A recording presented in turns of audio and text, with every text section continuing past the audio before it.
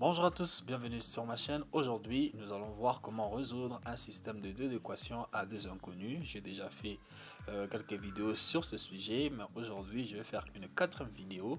Donc, nous allons voir un quatrième exercice pour approfondir notre connaissance sur comment résoudre un système de deux équations à deux inconnus grâce à la méthode de substitution.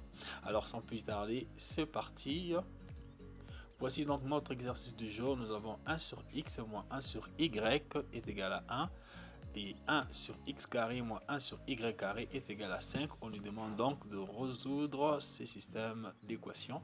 Comme vous pouvez le constater, c'est un système de deux équations à deux inconnus. Donc il va falloir donc manipuler toutes les connaissances mathématiques pour arriver à résoudre ces systèmes d'équations. Alors comment faire?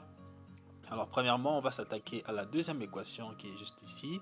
Alors 1 sur x carré moins 1 sur y carré peut aussi s'écrire comme étant 1 sur x le tout au carré moins 1 sur y le tout au carré. Pourquoi? Parce que 1 au carré, ça donne toujours 1. Et voilà, et x au carré, ça donne x carré. Donc on se retrouvera avec l'écriture du départ. Donc voilà, nous allons donc exprimer voilà, écrire cette équation sous une autre forme. Alors nous trouverons donc 1 sur x le tout au carré moins 1 sur y le tout au carré. Alors qu'est-ce que l'on constate maintenant? Nous avons de part et d'autre dans les deux équations, nous avons 1 sur x et 1 sur y, et aussi ici nous avons fait apparaître 1 sur x et 1 sur y, ce qui va nous permettre de poser une condition. Nous allons donc poser que 1 sur x est égal à alpha et que 1 sur y est égal à bêta.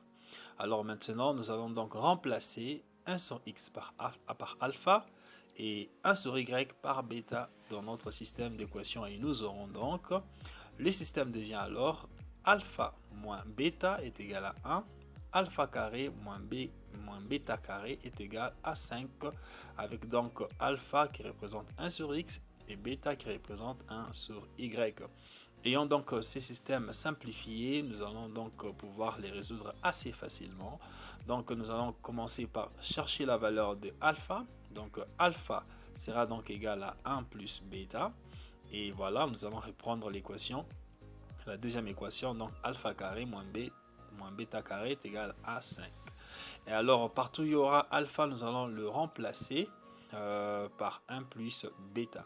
Donc nous allons remplacer cette expression ici et nous aurons donc 1 plus bêta le tout au carré moins bêta carré est égal à 5.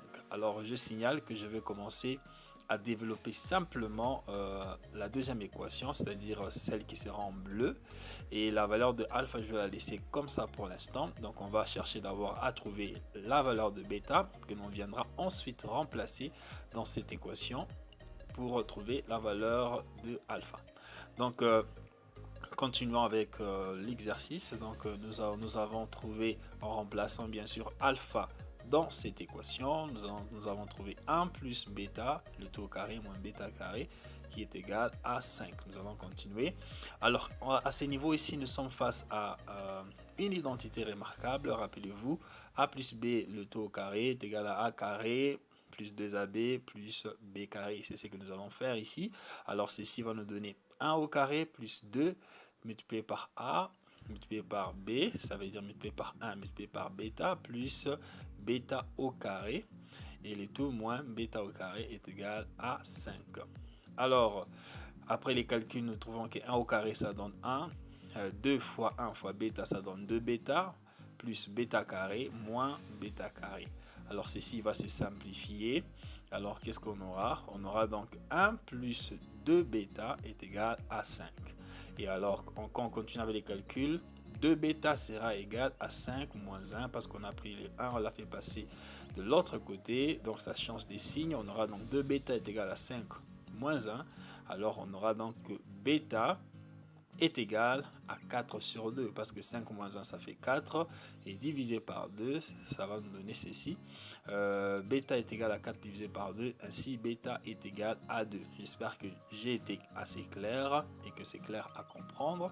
Donc nous nous retrouvons donc avec les systèmes alpha est égal à 1 plus bêta et puis bêta est égal à 2.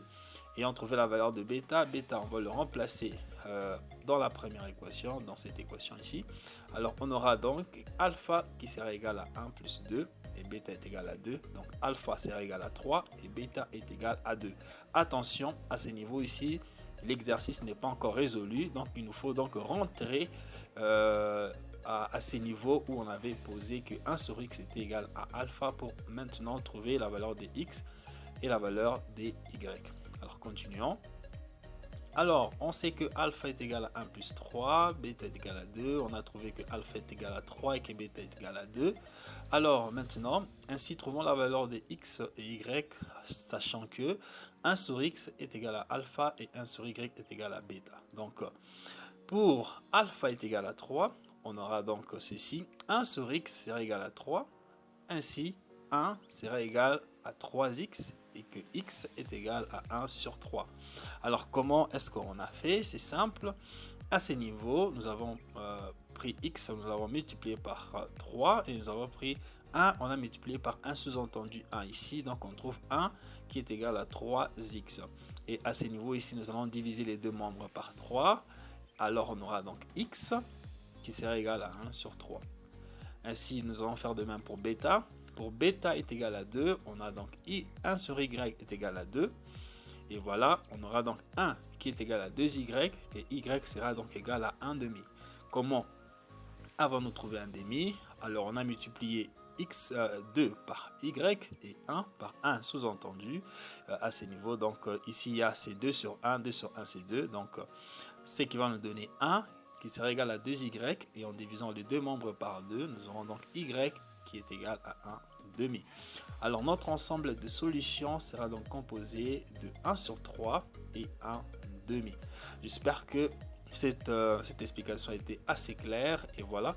Pour ensuite prouver que cette solution est correcte, il vous faut simplement remplacer la valeur de x dans l'équation de départ et la valeur de y dans l'équation de départ pour vérifier l'égalité. Alors pour vous montrer cela, nous allons revenir dans notre voici la première équation. Voilà, il vous faut simplement remplacer x par sa valeur 1 sur 3 et y par sa valeur 1 demi.